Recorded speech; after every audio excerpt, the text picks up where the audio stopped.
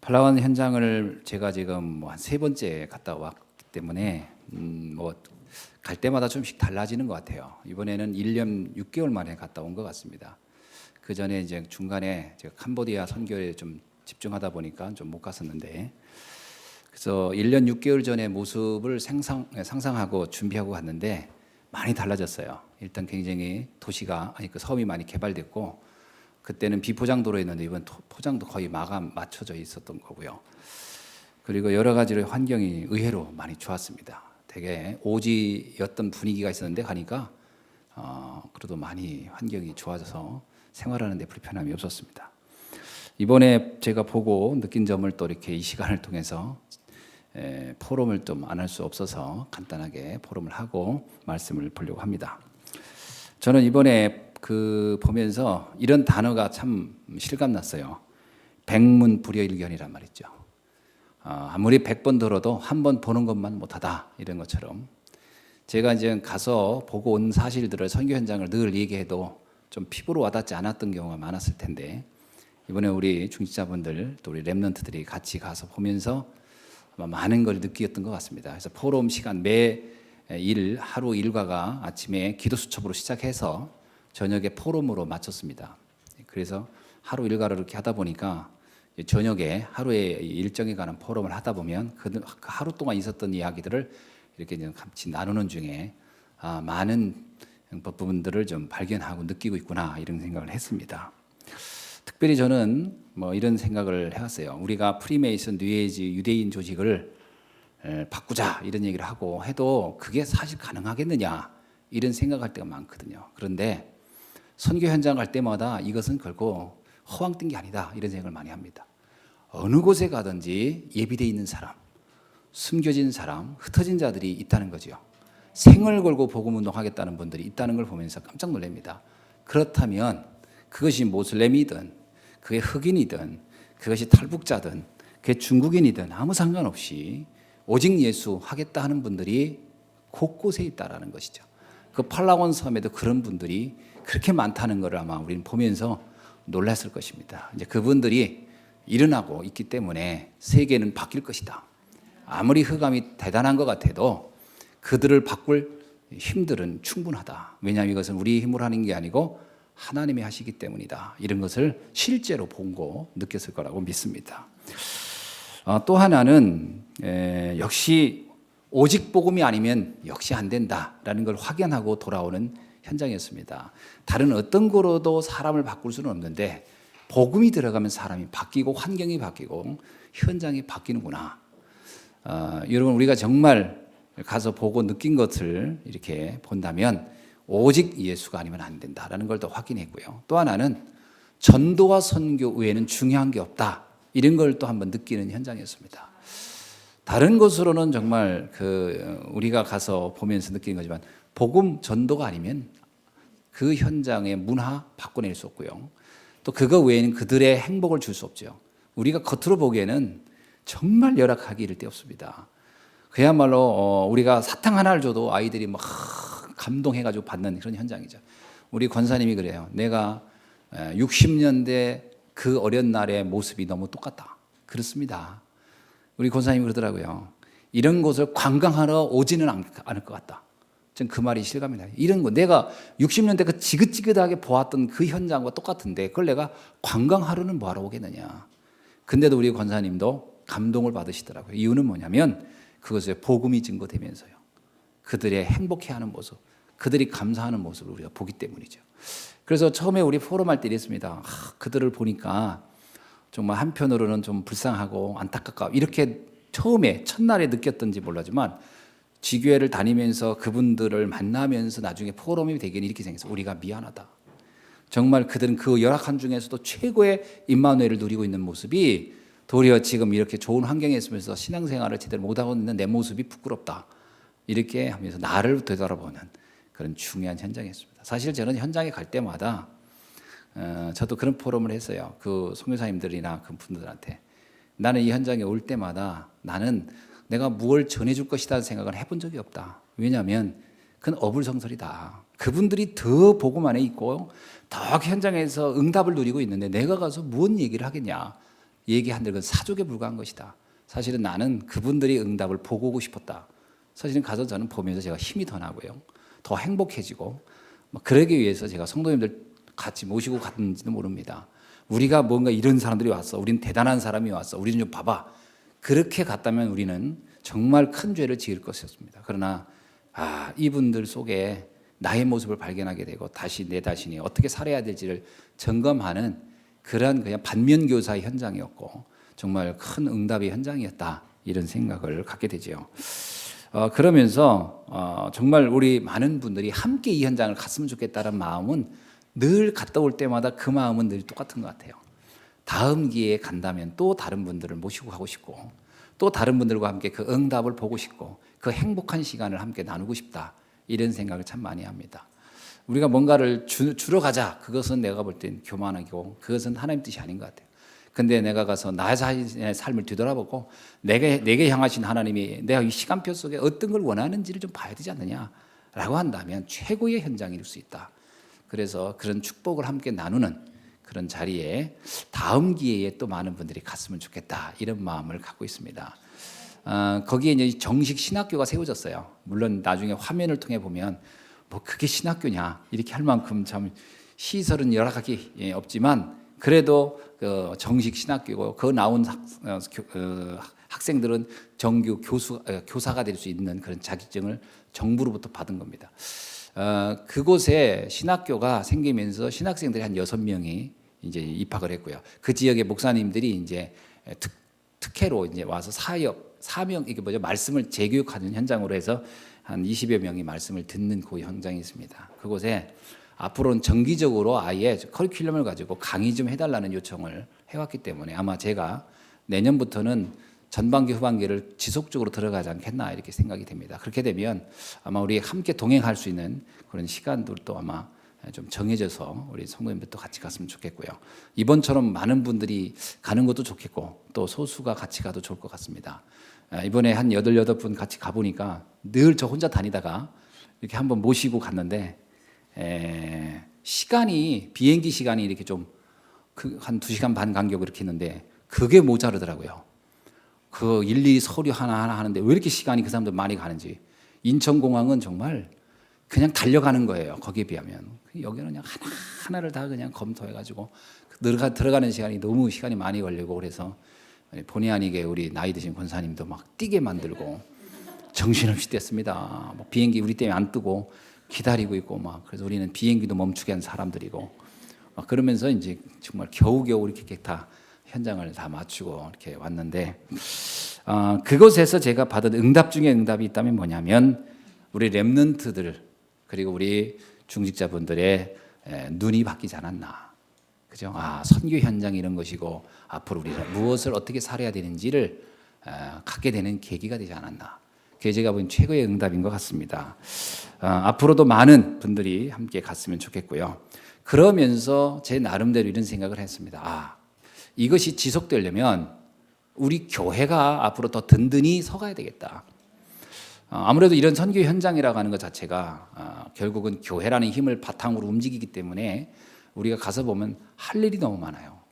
뭐 그쪽에서 요청이 되는 대로 우리가 응답을 하고 싶은 것도 있지만 가 보면 눈에 띄거든요. 벌써 이런 곳에 우리가 조금만 도와줘도 많은 힘이 되겠구나라고 하는 것들이 참 눈에 너무 많이 띄기 때문에 그런 부분들을 개인이 하기에는 아무래도 좀 부담이 되고요. 교회가 그 일들을 든든히 해갈 수 있으면 좋겠다.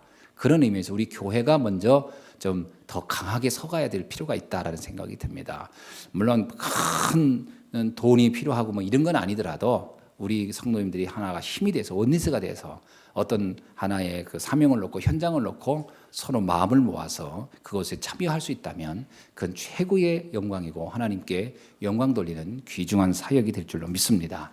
그래서 우리 모두 성도님들이 좀 4가지 헌금에 대한 이야기를 또 안 할 수 없는 게 11조 또 선교 헌금, 건축 헌금 이런 것들이 바로 교회를 든든히 세우는 것이고 그것으로 현장 살리는 일에 우리가 마음껏 뛸 수 있는 그런 바탕이 되리라고 믿습니다. 이번에 이제 가서 일정이 전에 제가 갔을 때하고 좀 달랐죠. 월요일부터 그 수요일, 목요일 오전까지는 주로 간 지역에 이제 말씀을 전하는 그리고 캠프하는 전도하는 그런 일정으로 돼 있었고 목요일 오후부터 금요일 하루는 처음으로 관광을 이렇게 이번에 우리 간 렘넌트들에게 좀 도움 그 현장을 좀 오랜만에 왔으니까 또 언제 또 올지 모르지만 일단 좀 관광을 좀 해봐야 되겠다 싶어서 그 코스를 좀 넣었습니다. 그래서 두 가지를 같이 하느라고 조금 몸은 피곤하지 않았나 싶어요. 저도 가서 말씀만 전하고 싹 왔기 때문에 몸이 그렇게 안 피곤했는데 이번에는 피곤해요. 가가지고 그래서 세상에 늘 느끼는 거지만 관광은 정말 힘든 거다. 그 제가 너무 많이 느낍니다. 이렇게 선교는 너무나 편한데 관광은 너무 저한테 몸이 좀 부딪히더라고요. 어쨌든 이번에 그 몇 개 지교회를 돌았습니다. 하나는 유니버셜 교회라고 하는 곳을 가봤습니다. 이 교회는 아주 우리가 상상하는 것 이상으로 열악하죠. 그러나 제가 전에 갔을 때 봤을 때에 비하면 아주 교회가 튼튼히 잘 져졌더라고요. 그때는 흙바닥이었고 그리고 막 내가 우기에 가가지고 막 질퍽질퍽한 상태에서 예배드렸습니다. 근데 이번에는 갔더니 콘크리트로도 돼 있고 들어가는 입구는 좀 그래도 이렇게 땅을 좀 돋아가지고 이렇게 좀 걸어갈 수 있도록 길도 내놨고 그 제법이더라고요. 그래서 그러니까 화장실도 있었어요. 전에는 없었습니다. 그냥 웅덩이 파놓고 거기다 일 보세요 했는데 이번에 갔더니 또 제법 화장실도 이렇게 해가지고 문도 달아놓고 그래서 좀 교회가 제법 이렇게 그 현장에서 전도운동 하는 데는 큰 어려움 없이 잘 돼 있는 교회를 보았습니다. 그곳에서 예배를 드리고 저희들이 왔고요. 그 교회는 바교에 있는 예수 선교교회 대학생들이 그 현장에 그 전에 갔을 때 그렇게 열악한 상황을 보고 그들이 헌신해서 아예 가서 몸으로 그냥 그 교회를 세워준 그런 교회입니다. 그런데 그 교회가 이 목사님이 젊은 분이에요. 현지 그 필리핀 학교를 나왔고 거기서 이제 그 목회를 시작했는데 교인이 너무 없어가지고 생활 자체가 안 되죠. 그래서 이제 결국은 다른 직업을 가지고 그 일을 할 수밖에 없었는데 이분이 그 아브넬 선교사님이라고 우리 훈련받아서 그새 파송한 선교사님 말씀을 듣고 이분이 변화된 거예요. 그래서 내가 아예 전임으로 생을 걸고 나는 목회만 하겠다 이렇게 나와가지고 그 가족들하고 상당히 갈등이 있었다고 합니다. 무슨 소리냐? 가족을 부양하려면 일을 해야지 어떻게 목회만 할 수 있냐? 그런데 이분이 아예 생을 걸고 난 주의 일을만 하겠다라고 하고 나서 교회가 많이 성장한 그런 경우입니다. 그래서 그 지역에서는 아주 그냥 모델적인 교회로 딱 자리를 잡은 그런 경우죠. 우리가 그걸 보면서 또 많이 감동이 됐고요. 두 번째 간 곳은 카비간 교회라는 곳이었습니다. 여기는 여자 목사님이 교회를 운영하는 곳인데요.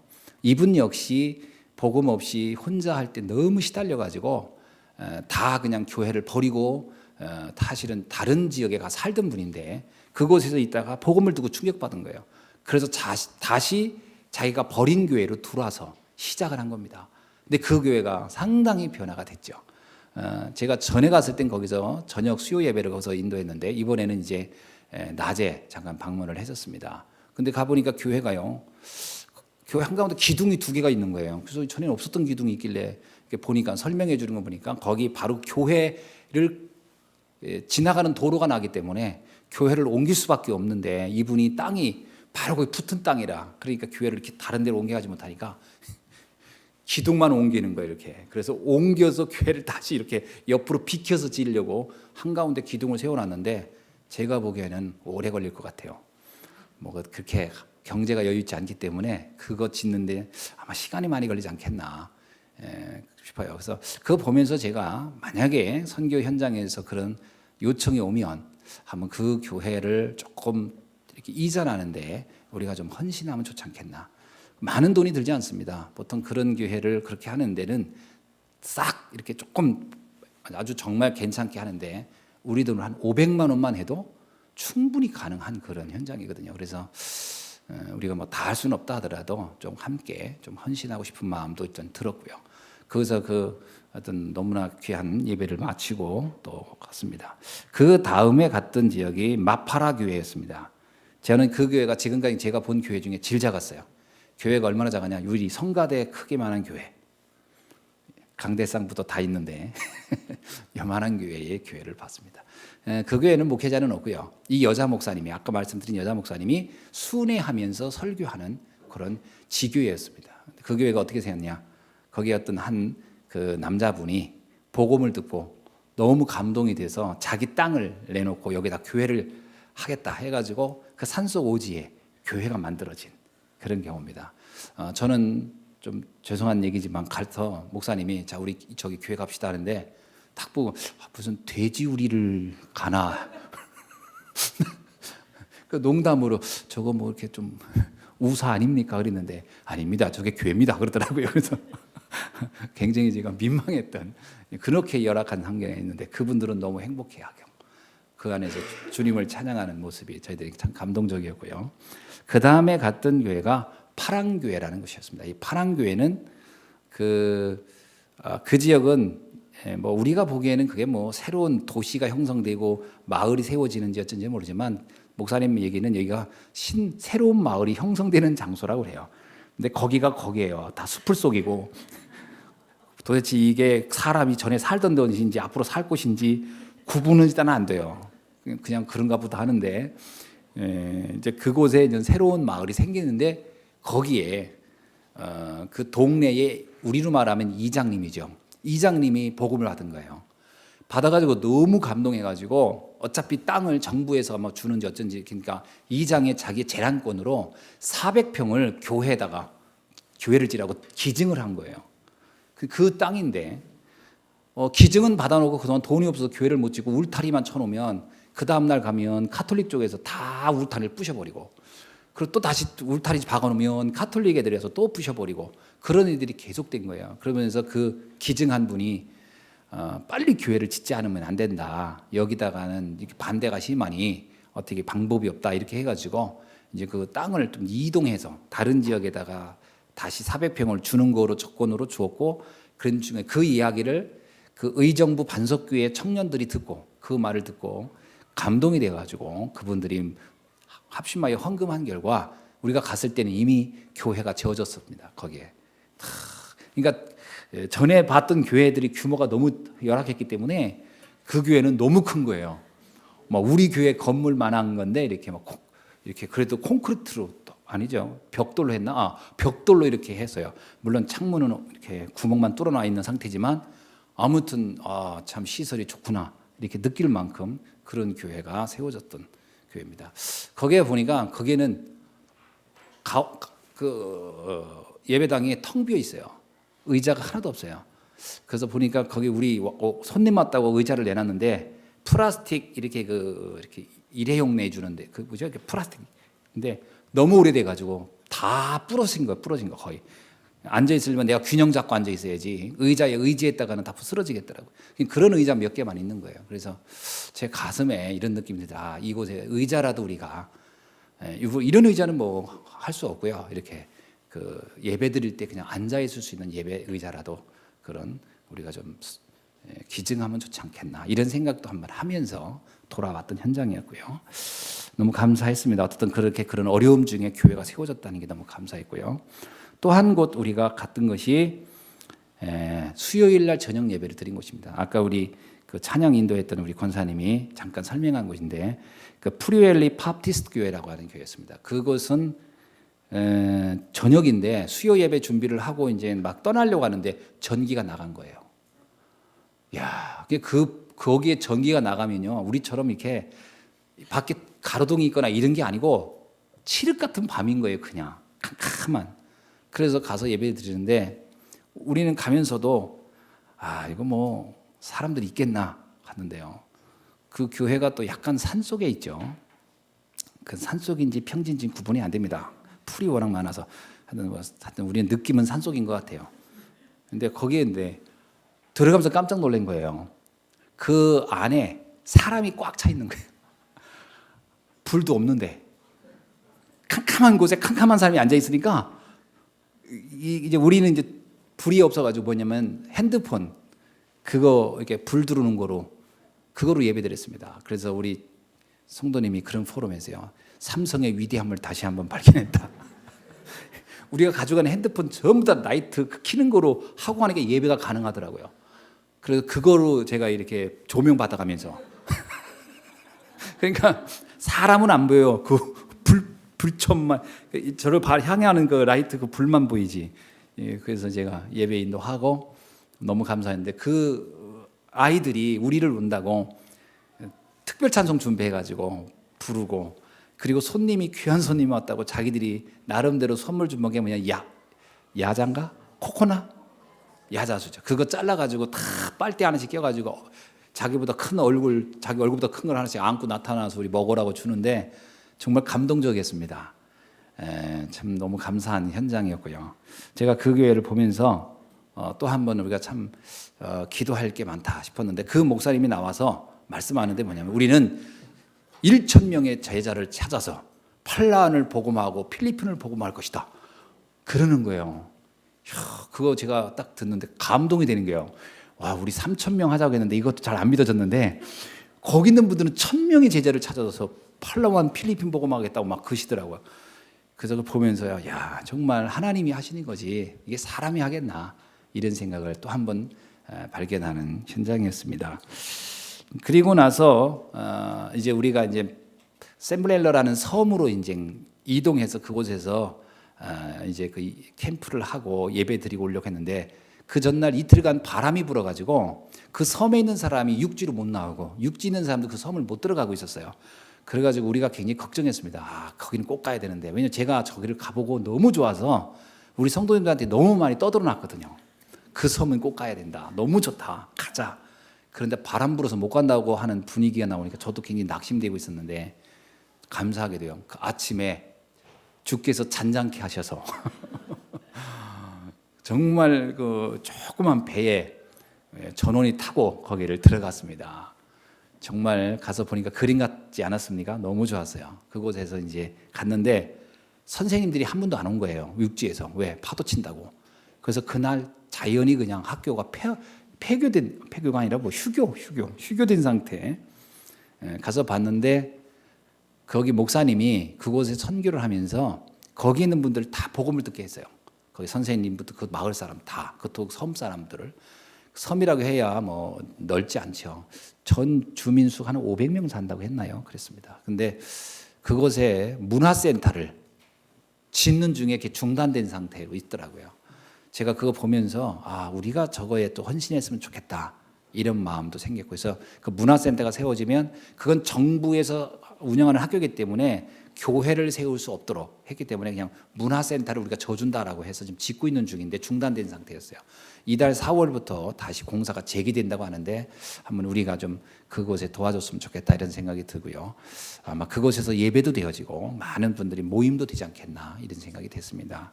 그런 경험을 하고 돌아왔습니다.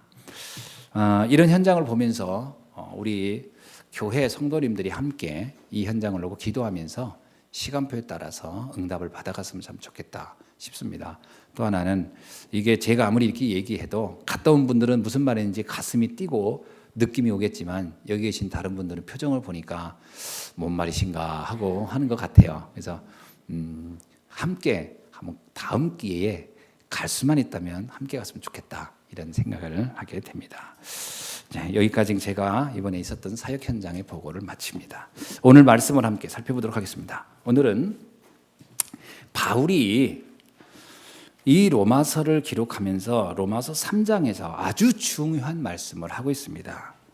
그게 뭐냐면 사람은 모두 죄인이라고 하는 것을 알리고 싶은 거예요. 문제는 사람들이 죄라고 하면 윤리와 도덕적인 죄는 알지만 원죄에 관한 부분은 캄캄하거든요. 이 죄는 피부로 와닿는 죄가 아니기 때문에 알 수가 없는 거예요.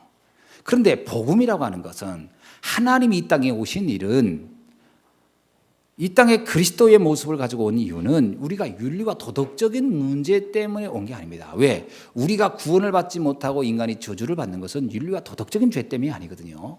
하나님을 떠난 원죄 문제 때문에 오는 겁니다.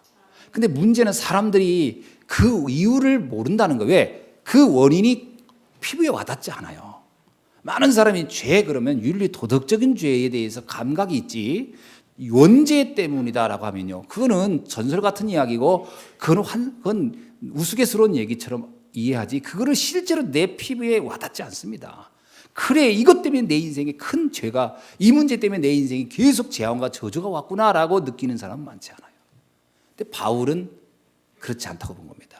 분명히 인간에게 오는 모든 저주와 재앙이 원죄 때문에 온 게 분명한데 문제는 사람들이 이거를 감지를 못한다는 거예요. 이걸 어떻게 알게 할 수 있을까? 어떻게 사람들이 원죄를 민감하게 이해할 수 있도록 할 수 있을까? 그래서 로마서를 쓰면서 이 부분에 굉장히 관심을 가지고 기록하게 된 겁니다. 그래서 오늘 본문은 어떤 의미에서 우리에게는 의인이 없나니 하나도 없다. 모든 사람은 죄를 범하였으며 하나님의 영광에 이르지 못한다 할 때 이 죄는 하나님을 떠난 영적 죄, 원죄를 말하는 것이거든요.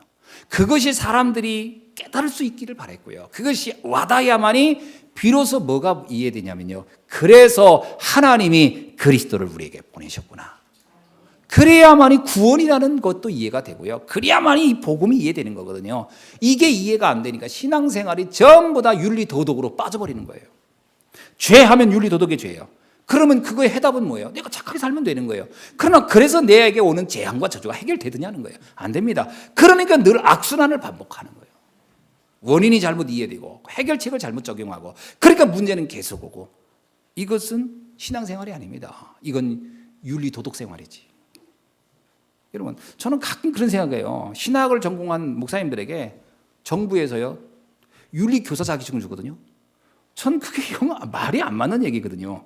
그 얘기는 무슨 얘기냐면 지금 세상이 신학을 하는 이유를 윤리도덕교사로 알고 있다는 얘기인데 이거 웃기는 얘기 아닙니까? 우리는 윤리도덕교사가 아닙니다. 우리는 인간이 근원적으로 저주와 재앙을 받을 수밖에 없는 문제에 대한 답을 알려주는 사람이지 윤리도덕 문제는 다른 사람이 얘기해도 돼요. 자, 그런 입장에서 오늘 본문은 우리에게 대단히 중요한 제목을 왜 제가 사람은 모두 죄인이다라고 이렇게 도발적으로 제목을 잡았느냐. 이게 정말로 인정되어야 그래 나도 죄인이었구나. 나도 저주와 재앙을 피할 수 없는 원죄를 가진 존재였구나가 이해되어야 복음이 비로소 바르게 이해되고 발견될 줄로 믿습니다. 자, 그래서 성경은 어떻게 보느냐가 아주 중요해요. 성경은 복음 중심이며 영적 문제를 해결하고 그것을 지적하는 것으로 기록되어 있다라는 겁니다. 그래서 성경을 이렇게 보지 않으면 성경을 아무리 많이 읽어도 신앙생활에 아무 도움이 안 돼요. 그 많은 사람이 성경을 공부를 많이 했다. 성경을 많이 외웠다. 그게 중요한 게 아닙니다. 어떤 관점으로 보았느냐가 중요해요. 이 성경을 어떻게 보느냐에 따라서 신앙의 색깔이 다 좌우되거든요. 여러분 이 땅에 많은 이단들이 있다고 하는데 그 이단의 특징은 딱 하나입니다. 성경을 잘못 왜곡해 적용한 거거든요. 여러분 신천지에서 비유풀이를 하는데 저는 그 말 듣고 깜짝 놀랐어요. 이만희가 이긴 자라는 거예요. 성경에 이긴 자 이런 게 나오거든요. 근데 이게 이만희가 이긴 자라서 왜 그러냐 했더니 이긴 자의 이자라고 시작했으니까 이만희라는 거예요. 그럼 만약에 이만희 씨가 김 씨였으면 이긴 자가 아니네. 이런 식으로 성경풀이를 한다는 건 말도 안 되는 얘기고 이해도 안 돼요. 근데 이걸 그렇게 알아들어요 사람들이. 성경을 어떻게 이해하냐 아주 중요한 얘기인데요. 안상홍 증인회에서 한 번은 그러더라고요. 하나님 아버지가 있으면 하나님 어머니도 있어야 되지 않느냐. 이거는 하나님을요 인간의 어떤 그 양성적인 성적인 여성 남성 이렇게 구분해서 하나님을 이해하는 그야말로 영적으로 볼 때 너무 우매한 데서 시작된 거거든요. 그 말도 안 되는 겁니다. 그 아버지란 말은 남자의 남성적 의미를 가지고 있는 아버지라는 의미가 아닙니다. 하나님과 인간 사이의 가장 긴밀한 하나님과 인간의 본성이 같으나 본질이 다른 부분을 설명하는 데 쓰는 하나의 비유적 설명이지 그게 남성적인 의미 아버지 어머니 그런 뜻이 아니거든요. 전혀. 독생자 예수 그러면 하나님이 독생자 하나님의 아들 독생자 예수 그러면 예수를 하나님이 낳았단 말입니까? 그런 뜻이 아니에요. 독생자란 말 자체의 의미가 뭐냐면 하나님과 동등한 권리와 권세를 가졌다라는 의미의 상징적 표현이거든요. 이런 의미적인 것을 싹 빼버리고 그런 언어적 장난을 하는 거. 그건 우리 수준에서 상식에서. 그러니까 사람들을 다 현혹시키는 거죠. 성경풀이의 문제입니다. 신학적인 바탕이 전혀 없는. 그래서 제가 이만희 씨도 그렇고 안상홍 증인을 만든 사람 보니까 기존적인 신학 공부를 한 번도 안 한 사람들이에요. 다 신비 체험해가지고 여기저기 말 끌어다가 해서 사람들이 뭔가 증거가 나타나니까 그러니까 그 말이 맞다고 생각하고 믿어가는 다 망하는 겁니다. 하나님 어머니라는 말을 하는 사람들 보니까 제가 그 구절을 갖다 적용하더라고요. 갈라디아 4장 26절에 보니까 뭐라고 나오냐면요. 오직 위에 있는 예루살렘은 자유자니 곧 우리 어머니라. 그 단어를 갖다가 어머니 하나님이래요. 이야, 제가요. 그래서 갈라디아 4장 26절을 쭉 읽어봤어요. 좌우로. 이건 말도 안 되는 해석이다. 그거는요. 아브라함의 아내 사라와 하갈이 있어요.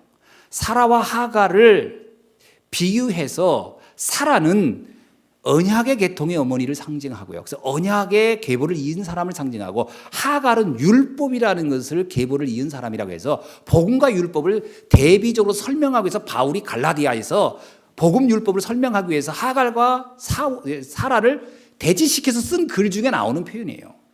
그건 복음이냐 율법이냐를 설명하는 것이지 하나님 어머니를 설명하는 게 아니거든요. 이야, 이렇게 신학적으로 무지한 인간들이 성경을 해석해가지고 사람들을 다 현혹시켜버리는 거예요. 그럼 사람들은 그게 그 맞는 줄 알고 다 따라간다면 성경을 어떻게 보고 이해하느냐가 아주 중요합니다.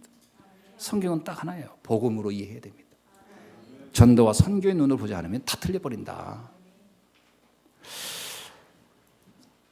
이번에 그 개봉한 노아라는 영화 아마 보셨습니까? 저는 안 봤어요. 근데 전 그 영화를 본 분이 쓴 글을 읽으면서 제 예상이 맞았습니다. 그게 뭐냐면 제목하고 모티브만 성경에서 따왔지 내용은 성경과는 아무 상관없는 거예요. 그게 어떤 내용이냐면요. 그게 프리메이슨의 일루미나티라는 사람들이 만든 영화입니다. 그래서 그 내용이 철저하게 사교적이고 악령적이고 우상숭배적입니다. 성경이 아니거든요. 전부 다 왜곡시킨 겁니다. 그러니까 이거 성경적인 내용이 부실한 사람이 보면 성경의 내용이 저런가 보다 한다. 아닙니다. 그렇지 않습니다. 왜 필리핀에 있는 수많은 사람이 틀린 카톨릭에 빠져 있느냐, 말도 안 되는 이상한 걸 믿느냐. 제가 이번에 가서 확인했어요. 정 목사님한테 물어봤어요. 여기 있는 사람들은 우리가 아마 팔라완 떠날 때 공항에 큰 그림 하나 봤을 겁니다. 모든 인류의 여자, 그죠? 모든 인류의 여자, 레이디라고 나오죠, 레이디. 그러니까 그리고 지구를 서 있어요, 여자가 딱. 그런데 뒤에는 십자가예요. 자, 십자가인데 이러고 있는 게 여자야. 그리고 그가 지구를 밟고 있어요. 그런데 그 위에 글자는 뭐냐면 온 인류의 여자예요. 모양이 다 그리스도인데 여자가 그리스도야. 그런데 그 마리아도 아니고 레이디야. 토속 종교 이게 다 섞인 거거든요. 사람들은 그거를 믿음이라고 생각합니다. 그래서 내가 성경을 보면 저거 알 텐데 왜 저런 걸 써놔요? 했더니 성경을 봐야지. 아무도 성경을 안 본다는 거예요. 일단 성경을 모르지. 성경을 왜곡시켜놨지. 이상하게 다 가는 겁니다. 여러분, 우리가 정말 말씀을 정확히 봐야 돼요. 복음과 영적인 눈을 가지고 보면 가장 바르게 우리의 영적 생활과 승리를 이뤄낼 수 있을 줄 믿습니다. 자, 그래서 베드로가 베드로후서 1장 20절에서 뭐라고 했냐? 먼저 알 것은 경의 모든 예언은 사사로 풀 것이 아니다. 성경은 함부로 하는 게 아니라는 거예요. 왜냐? 베드로후서 3장 16절에서 그 중에 알기 어려운 것이 더러 있으니 무식한 자들과 굳세지 못한 자들이 다른 성경과 같이 그것들을 억지로 풀다가 스스로 멸망에 이르느니라. 이해되지 않고 영적인 눈이 전혀 없는 사람이 인위적으로 성경을 함부로 한다면 그것은 재앙으로 가는 길이다. 이렇게 말하고 있습니다. 그래서 우리는 성경을 정확하게 복음 중심이며 영적 세계를 알리는 내용으로 기록되어 있다는 사실을 알고 말씀을 바르게 봐야 하는 눈이 있어야 할 줄로 믿습니다. 그래서 성경을 바르게 알면 알수록 가장 먼저 우리가 무엇을 깨닫게 되냐? 율법과 복음의 차이입니다. 이게 정확하게 구분돼야 돼요. 근데요, 사실은 이 성경을 보면서 바울이 이렇게 율법과 복음을 대비하면서 기록을 로마서, 갈라디아서 여러 군데서 이렇게 하냐면 당시에 로마의 교회 성도들이 이 구분을 못하고 신앙생활을 했다는 겁니다. 이게 율법인지 복음인지 구분을 못해요. 근데 오늘날의 성도들이 모습이 비슷해요. 제가 보기엔.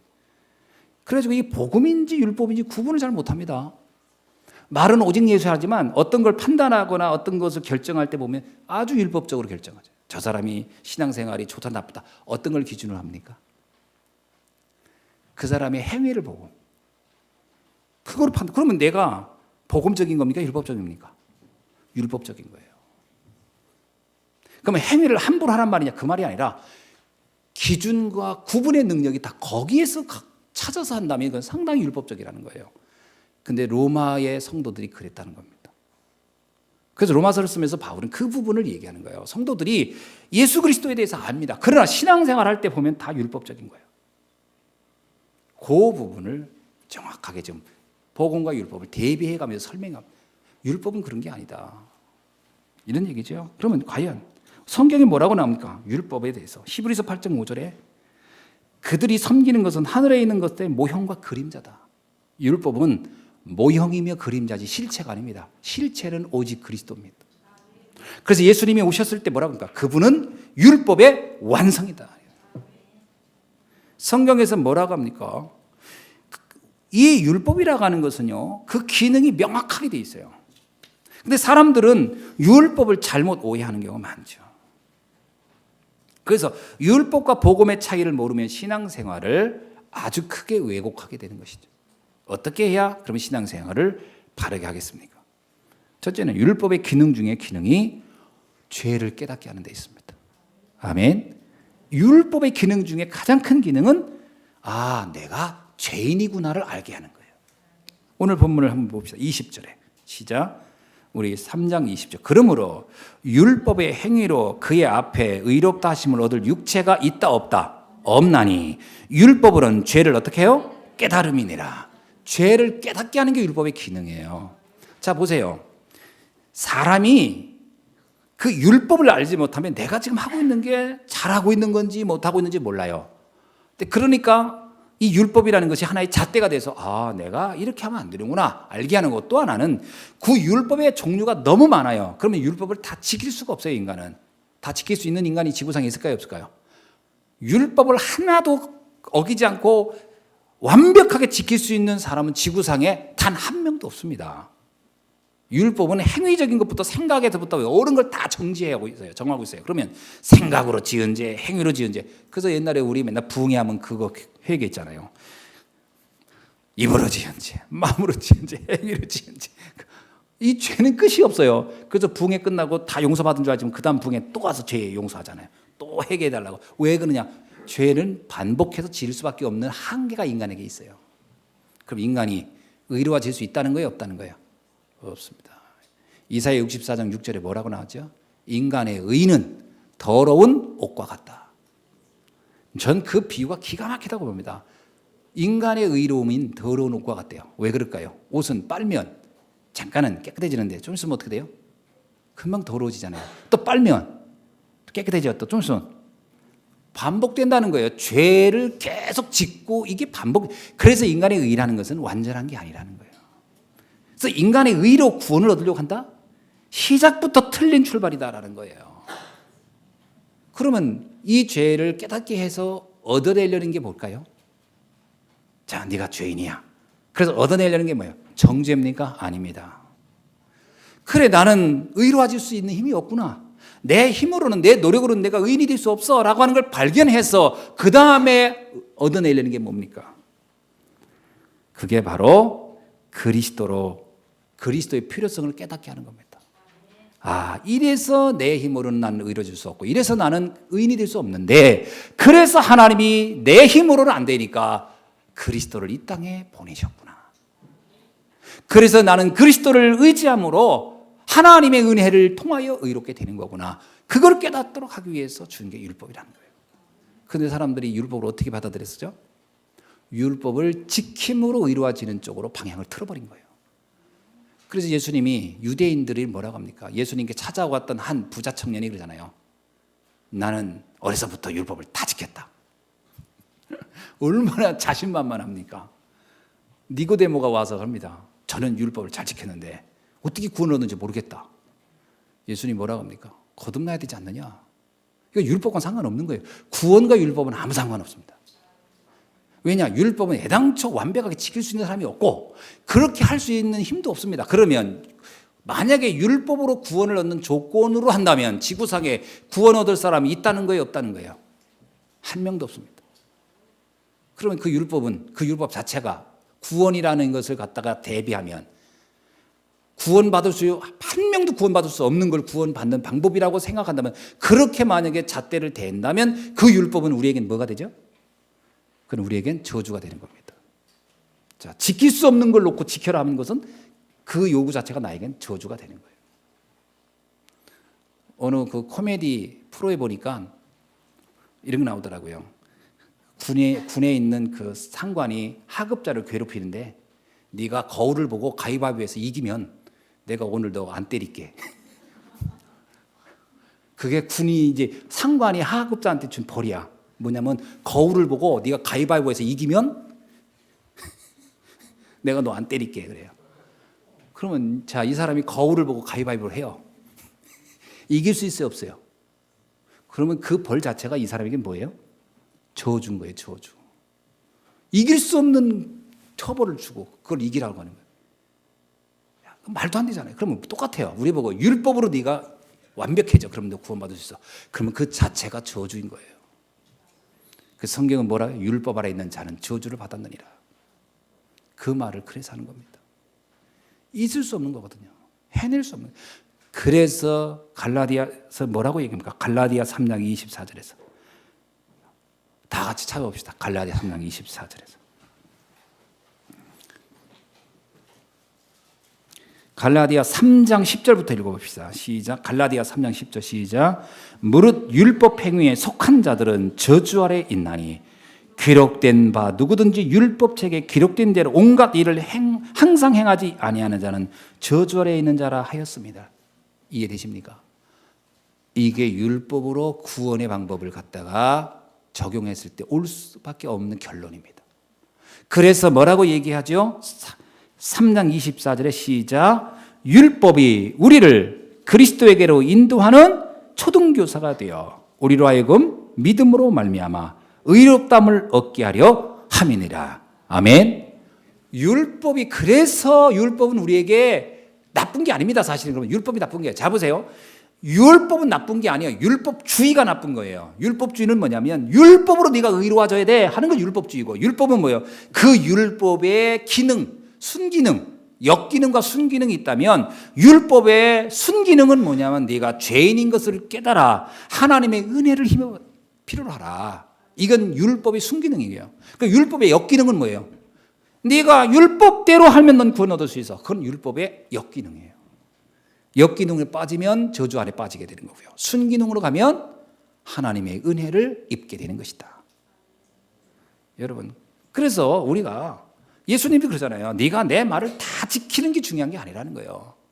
내 말을 다 지키지 아니할지라도 내가 너를 정죄하지 아니하나니 나는 너를 심판하려 함이 아니요 너를 구원하려 함이니라.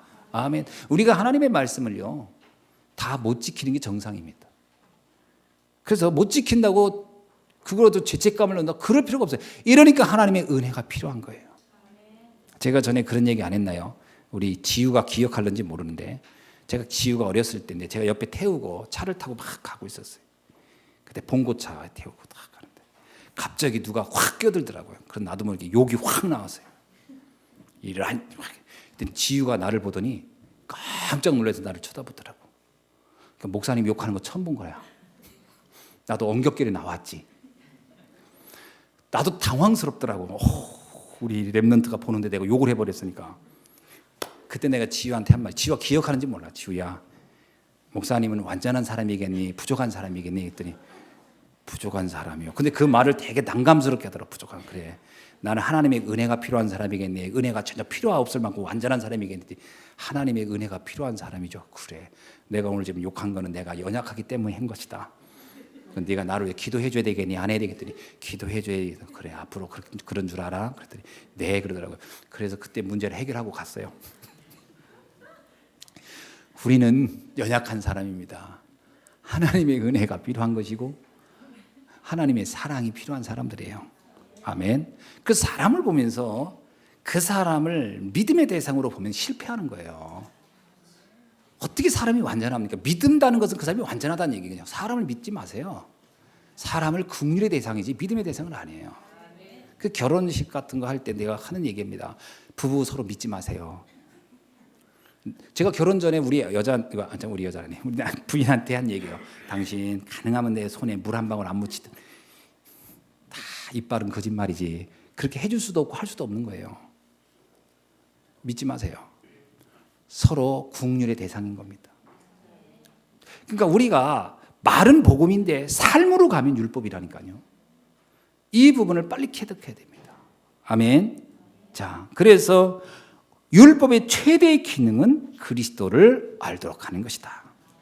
자, 창세기 3장의 사건으로 인해서 인간은 모두 다 죄인이 되었어요. 아무도 이 땅에 의인은 없습니다. 의인이 있을 수가 없죠. 왜? 하나님을 떠난 죄인. 그래서 거기서부터 모든 문제가 나온 거니까요. 그래서 이 사실을 알게 된다면 우리는 하나님의 은혜의 필요성을 더욱 절실하게 깨닫게 되는 것이죠. 오늘 로마서 3장 9절에서 31절은 바로 그 부분을 우리에게 말해주는 겁니다. 28절을 한번 읽어봅시다. 시작. 그러므로 사람이 의롭다 하심을 얻는 것은 율법의 행위에 있지 않고 믿음으로 되는 줄을 우리가 인정하노라. 아멘. 그래서 복음의 필요성을 말하는 것이죠. 오늘 여러분 정말 그리스도의 은혜가 여러분에게 넘쳐나시길 주의 이름으로 축원합니다. 내가 연약하기 때문에 그리스도가 필요한 거죠. 내가 부족하기 때문에 그리스도가 필요한 겁니다. 그래서 하나님은 우리가 연약함을 인정할 때 하나님과 기뻐하세요. 주여, 내가 주님의 은혜가 필요합니다. 이런 사람이 필요하지. 주님, 저 주의 은혜 필요 없습니다. 전 제 힘으로 다 할 수 있습니다. 주님이 뭐라고 하면 나와 너는 상관이 없다 그럴 겁니다. 그래서요, 예수님이 이런 비유 했잖아요. 환자가 자기가 병든 줄 알고 와서 의사한테 도움을 청해야 의사가 할 일이 있지 않느냐. 근데 병든 자가 와서 나는 안 아프다고 한다면 그 의사가 어떻게 너를 도와주겠느냐. 똑같습니다. 우리 인간이 하나님 앞에 난 죄가 없다 하면 하나님이 어떻게 나에게 은혜를 베풀 수 있겠느냐. 내가 부족하다고 할 때 하나님이 내게 은혜를 베푸는 것이다. 오늘 이 시간 여러분이 하나님의 은혜를 깊이 누리는 날이 되기를 주의 이름으로 축원합니다. 정말 그리스도를 깊이 누리면 우리에게 하나님께서는요, 중요한 다음과 같은 축복을 주십니다. 그게 뭐냐? 우리가 왜 기도를 해야 되냐면 우리가 연약하기 때문이에요. 우리가 내 힘으로 모든 걸 다 할 것 같으면 뭐하러 기도합니까? 내가 다 알아서 하지. 우리가 부족하니까 기도하라는 거거든요. 그래서 너희가 기도할 때마다 내가 하늘의 보화를 너희에게 채워주리라. 하늘의 창고를 열어 내가 너가 필요한 걸 주리라는 거예요. 오늘 여러분의 기도의 축복을 누리길 주의 이름으로 축원합니다. 여러분 언제 기도합니까? 모든 게 잘 될 때 기도한다? 그럴 수도 있죠. 하나님을 누리면 되니까. 그러나 더 우리가 기도하는 이유는 내가 연약하기 때문에, 내가 부족하기 때문에, 기도를 통해 나의 한계를 뛰어넘는 힘을 주님은 주실 줄로 믿습니다. 그래서 여러분이 기도의 사람이 되기를 바라요. 정말 기도 응답을 많이 누릴 수 있기를 주의 이름으로 축원합니다. 두 번째는 교회의 축복입니다. 왜 우리가 이 초대교회, 이 로마 교회를 보면서 바울이 왜 이렇게 율법 얘기를 많이 했냐? 이 율법이 그들에게는요, 뼛속 깊이 각인된 거예요. 각인되니까 이게 말로는 복음이지만 삶은 율법이라. 이게 두 가지가 경계가 불분명한 거예요, 자꾸. 그렇게 신앙생활이 안 되고 자꾸 문제를 반복해요. 유대인들이 가장 멸망하게 된 이유는 율법주의에 빠져버린 거예요. 근데 초대교회 성도들이 율법주의는 아닌데 율법적이라. 그러면 삶이 안 되게 돼 있어요. 그래서 무엇이 필요하냐면 교회가 필요한 겁니다. 교회에서는 계속 복음을 말해주는 거예요. 그래서 내가 율법적이었구나. 율법적인 경향이 내게 있었구나. 이 부분을 내가 조심해야 되겠구나. 그래서 오직 그리스도에 가야 되겠구나. 오직 예수해야 되겠구나. 이렇게 알려주는 것이 교회거든요. 그래서 교회의 중요성입니다. 그래서 이 예배를 성공하지 못하는 분들 보면 안타까운 게 뭐냐면요, 자기도 모르게 서서히 율법적이 된다는 걸 모르고 있어요. 이게 우리 안에는 본성 자체가 창세기 3장 사건에 태어났습니다. 하나님 떠난 상태에 태어났기 때문에 말씀을 안 들으면요, 나도 모르게 서서히 율법화돼 버려요. 그게 뭐냐면 경화된다고 하죠. 신앙이 딱딱이 굳어져 가는 것처럼 나도 모르게 율법화. 그리고 말씀 안 들으면 어느 날 보면 굉장히 의로운 척하는데 그게 굉장히 정죄하고 판단하고. 그래서 신앙생활이 은혜 못 받은 사람이 특징이 나와요. 아주 사람이 차가워지고 날카롭고 판단합니다. 누구는 이렇다 저렇다 잘한다 못한다. 그럼 본인은요, 본인이 잘못은 너무 관대하고 다른 사람의 허물은 용서를 못하는 거예요. 이게 율법화돼서 그런 겁니다. 제가 이번에 그 요한복음 강의하면서 그런 얘기했어요. 전에도 얘기했나요? 글 쓰는 사람, 간음하다가 잡힌 여자, 그 사람들이 떼 죽이려고 했잖아요. 그 여자, 너가 현장에서 가늠하다 잡혔으니까 너 죽어 마땅해.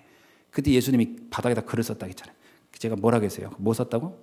거기 돌 들은 사람들 죄를 다 낱낱이 적었을 거라고 했잖아요. 너는 언제 무슨 죄 했지? 너는 언제 무슨 죄 졌지? 너 다 보는 데서 써놨으니까 그렇게 보니까 자기 허물을 기가 막히게 알고 있거든. 예수님이 그러면 너희 중에 죄 없는 자가 던져봐라. 어떻게 던져요? 그게 무슨 얘기죠? 우리는 다 하나님의 은혜가 필요하다는 거거든요. 투구들을 정죄할 자격이 없다는 거거든요. 근데 이게 말씀을 안 들으면 이런 판단이 안 서요. 그래서 교회의 중요성이 아주 필요한 겁니다. 아멘. 왜 주께서 교회를 세워줬겠어요? 우리에게 음부의 권세가 이기지 못하는 교회. 아멘. 주께서 핏값으로 세운 교회. 이유가 뭐겠습니까? 바로 이겁니다. 우리의 율법적 경향을 막아준다는 거예요. 오직 복음으로, 오직 예수에게로 인도하도록 도와준다는 거예요.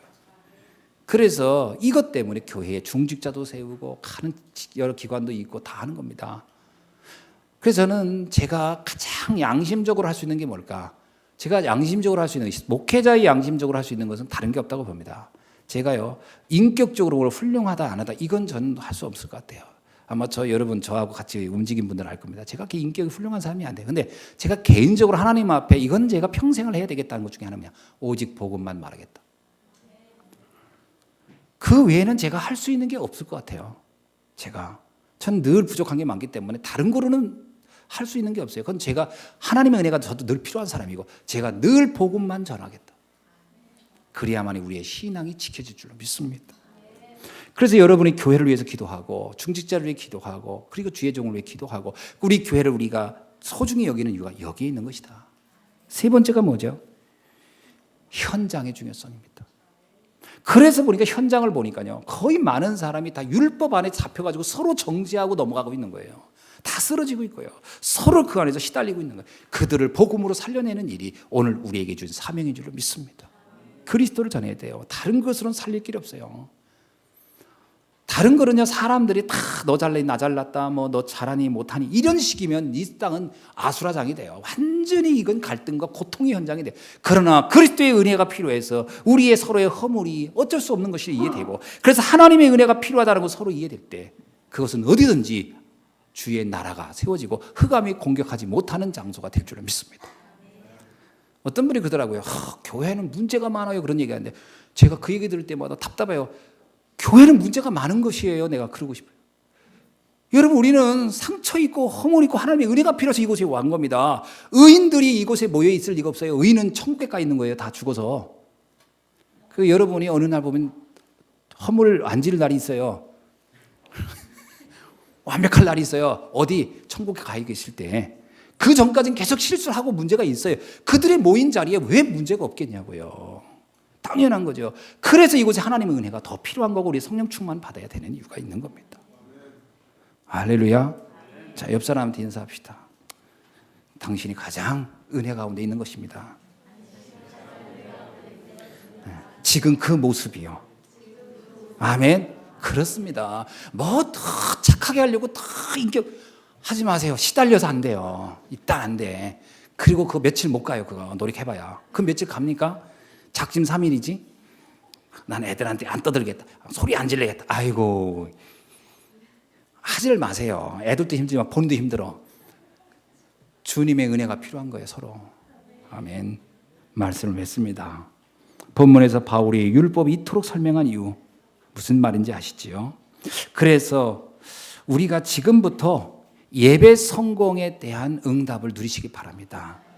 그래서 정말 예배의 소중함을 아시고 정말 여러분이 큰 은혜를 받을 수 있길 바랍니다.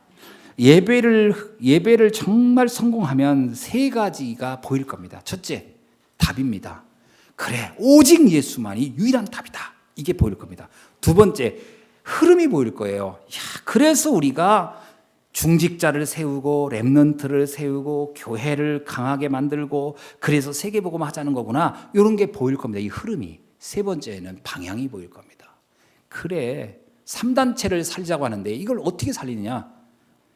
비밀교사대. 로마서 16장의 사람들을 표현하는 겁니다. 로마서 16장에 나오면 많은 사람들이 나오죠.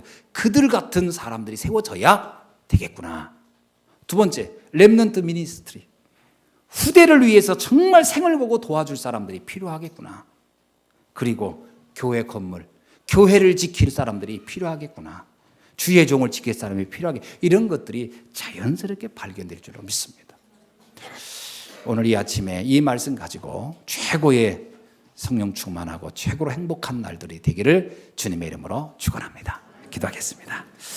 주의 은혜를 감사합니다. 오늘 주신 말씀을 통하여 우리가 다시 한번 하나님 앞에 감사를 드립니다. 우리에게 은혜가 필요함을 압니다.